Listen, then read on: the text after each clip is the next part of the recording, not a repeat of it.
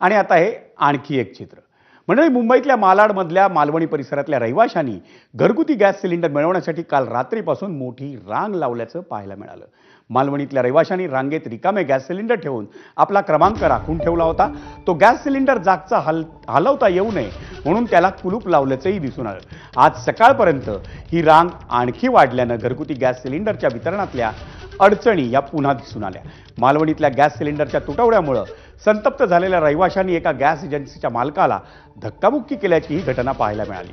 त्यामुळे प्रशासनानं गॅस सिलेंडरच्या अडचणींवर तातडीनं उपाययोजना करण्याची मागणी ही मालवणीतल्या रहिवाशांनी केली आहे.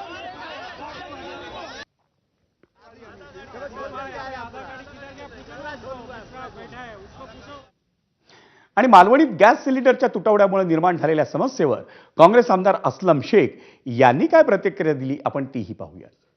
एका ठिकाणी केंद्र सरकार आणि राज्य सरकारमध्ये सगळे बोलत आहेत की गॅस सिलेंडर फुल आहे, जेवढी त्यांनी मागणी आहे त्याच्यापेक्षा 40% आम्ही जास्त देतोय. लोकांच्या घरात चुला जळत नाही, 2-3 दिवस झाले. काय करणार? आता हे 50 बाटले किंवा 40 बाटले जे त्यांनी मध्ये उतरवले, कुठे उतरलो? काय गरज होती तिकडे?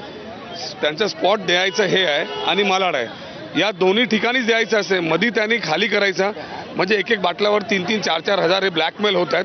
हे गरीब लोक कुठून देणार? मुंबईमध्ये 50% स्लम आहे. स्लममध्ये एवढं करणं सोपं आहे का? आज चालू केलं तर 5 वर्ष जातील. सध्याची परिस्थितीमध्ये लोक 2 दिवस जगू शकत नाही. वळत पुढच्या बातमीकडे.